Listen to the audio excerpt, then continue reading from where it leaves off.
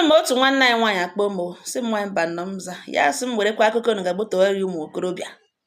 na ọwụ ụmụ okorobịa nweke lugbue na m were ka egbotowara ya ụmụ okorobịa wo na keleme na o mege na mgburu ya na o mege na striti ye nga ya ebie na ụsọ agbaala nsogbu dị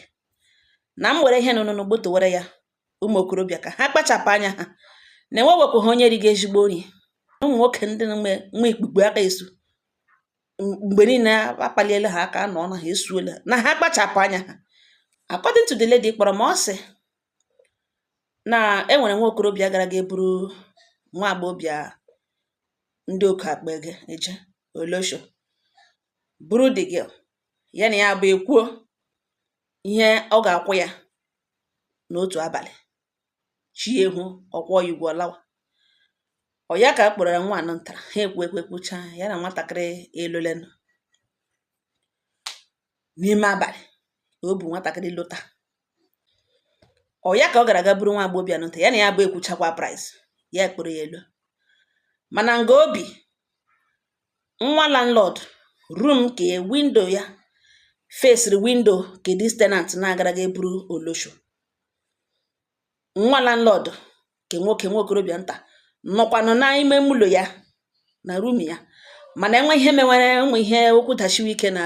room ke tenant ebe tenant ahụ bi ọ na-anọ na room ya na-anọ ama ihe megene ọ ya ka o ruru according to ote nwa landlord shi akụge na ihe anọgawo mgbe dị nwa agbọghọbịa welitegị olu na-ele otu ọ ga-eshi edidi ige ya ogirishi ya n'ọnụ si aṅụwa achọghị m ikwue n'olu otu eshi sọ ọhịa to avoid nkọpị aka nke m nọ n'elu ya pụtabe m enwe ihe m mere azụbụike adagide peji ma fozikwe mgbe m kwutere ọka na nwatakịrị nwa landlord si ihe ya nọga na ọwụ mgbe nwata nwa agbọghọbịa jụga tenant nna ya tire n'ụlọ jụga nwa okorobịa bukwere na ya lu na ihe ahụ na ọnọghị na agreement ya na ya abụọ na agreement ya na ya abụọ awụhụ ịsa ga ya ogirishi ya n'ọnụ si ya ṅụwa na ya anaghị aṅa ogirishi n'otu ugbo ya nọ ya wụ ọ hụtara ya so Olosho na ya nye ya efere sa ọ ga-asa ke nwoke sịwa ya ga-eji asa na ọ ya nwa na-akwụ ya ụgwọ ya si esi ụgwọ ọ kwụrụ ya wụ na otu ugbo ha lụrutere na ya ahụ ahụ kpụghere ya ụgwọ na ọ wụghị ịbịa aṅụ ya ogirishi ya na-aṅụ ogirishi ke nwoke anọrọ ga-asọ na-ele na otu esi eprepa no the journey ya wụ egwu nwekeregbe ya si ya amahụ ọ jụwa ha ese ọwọ gị na-arụ n'ọrụ ya sị na ka awa ọrụ dịra nwunye na enyi nwaanyị n'ọrụ ya wụ otu ugbo ya bịara ya ahụ ahụ tụha ụkwụ na ọgwụla na-enwe ihe dịka nsusu na-enwe ihe dịka ịṅụ ogirishi na ọgịdeghị nothing na ọwa ọrụ ya ke nwoke sị na ọ chọrọ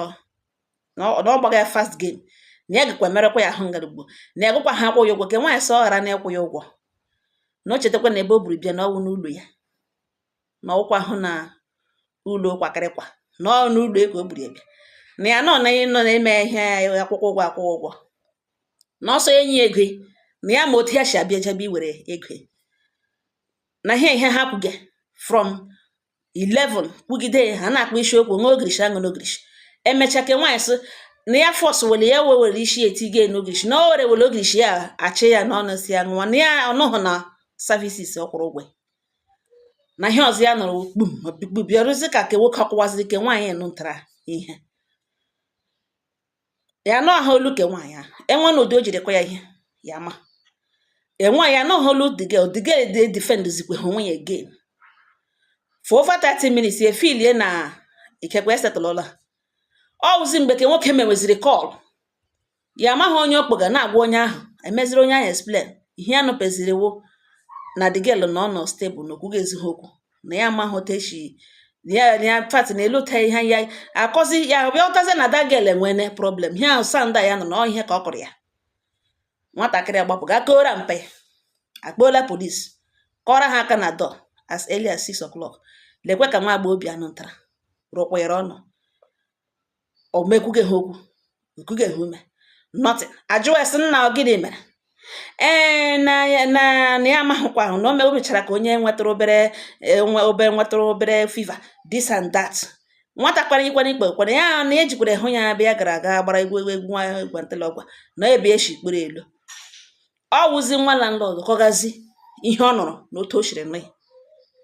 aghọtazie mgbe polisi jụwazie ekwuezie nke wụ eziokwu nọ n'ime ihe niile ọ kọrọ gịnị na ya kwụrụ ụgwọ full package ọ bịa na-achọ inye ya direct ndị mmadụ ụmụ ụnụ hụ slangs na hụ na nwata nwokorobịa na okpo obukatago n'olosho ndị nwe ya nsogbu ndị nwe ya gba aka ebe ọnụ mana wepụ ihe ọ banyere n'ime ya na ọ ga-apụtala ine họrị nwatakịrị arụshala ya hospital asị na ma etile na koma ka asị gị na okugeghị ume ụfọdụ sọ gaghị survive a na-ajụ ese lekwana ebe ị kụrụ ya ihe na ya sị ka ya kọ ya aka ntị aka ya kọtazie n'olu ya wụ na ọ gara ga ewere nwa ikpukpe aka suo olosho n'olu wuru olu ka azụ wuru aka akụkụ olu naanị ya ma ebe ọ mara nwatakịrị nwaanyị ikpukpe aka nwa ya nọrọ nga rụkwa ya na-aga ọnụ mmiri ebugala ụlọ ọgwụ ugbu a na ọ gịnị tiri ya n'ọnọdụ a ndụ ọjọọ ndụ rere ure mgbe niile ka a na-anọta mgbe ụfọdụ asị ị ga-ahụ nwa agbọghọbịa nwee na especially ebe ụmụ okorobịa bi ihu ebe ụmụ okorobịa bi na-ebikakwa naanị ha imirite ihe juru ebe ahụ ụmụ okorobịa ihe ha na-eji ụmụ agbọghọbịa mgbe ebe ahụ ya na-akpọ mfobara ga-eburu nwata nwa agbọghọbịa full package asụkwa full package asọ ya fụọ nwa ikpukpe aka fụọ ya gịnị kpi onye na-ama ihe ọrịa ka ịma ihe ori gị ịmaghị ebe ochi naanị ịhụrụ ya na ya bịa kpata ore na nwe ya ugwu gị filie na ị ga-akwa ya ikpukpe aka karọ m mma ugbu a na okwu nọ police station nwata nwaanyị gbotoro n'ụlọ ọgwụ ndị gara aga hụ sọ ọ ga survive according to this lady koga this thing na ndị gara aga hụ sọ na ọ gaghị survive na mgbakwa nwa mba na gwakwa ndị fans nọ enwe ndị ka na-alụbeghị nwaanyị ka ha kpachapụ anya ha biko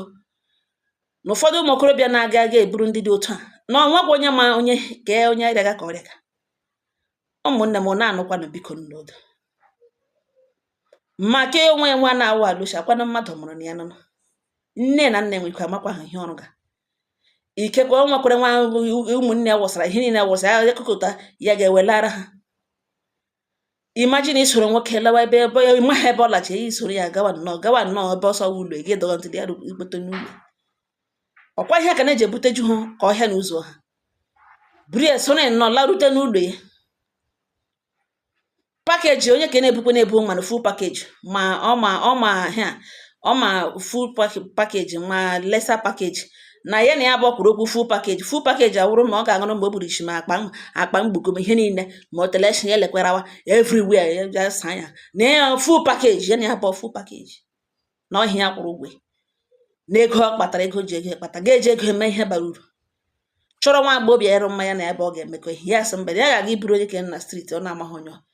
buruzie lọta na-aka akụkọ full package asụkwa full package asụ ya ewere nnọọ nwa ikpukpe aka o suterela onwe ya bịa laa ịnụ ngala ugbo ene full package asụkwa full package asụ ịmaghị onye arịaga ka ọrịa gị ịmaghị onye ịfatụ ịmaghị ihe nga ndụ mmadụ ọnụ otu ihe chidere na Naịjirịa ugbu ya dịwala ngwa ngwa ịhalite aka ya dịwala ngwa ngwa ịga ọgụ n'ihi na mgbe ife na-akọ anya kpum ibe okele mmatakwara dị akụkọ dị nwa shọt dị nnọọ nwa behube nsomabịa gbotowara ọnụ biko kelewụfọ ụmụ okorobịa na-alụbeghị nwaanyị biko biro onwe ha na-akwụ ụgwọ ụlọ ịnụ nga to build your life ịnụ nga to establish yourself ịnụ nga to plan ahead mara ihe ị ga-eme emejikwala aka gị were ego kpatara ma gị na-eme ndụ ndị na-ebi ka ịpịcharatụ ndụ nwa okorobịa nne ma fevọrọ nwa omefevọ nwa gị tiziere violence mana kene ekwekwenụ biko denweta ikpukpe aka kekeke ha asọ ha anọrọ nwatakịrị n'olu chukwu nna mekwa ebere nwa ka ha nọ ya araghịkwa ọhịa m sị mabịa gbotoro ọnụ ngalata udo dịrị ọnụ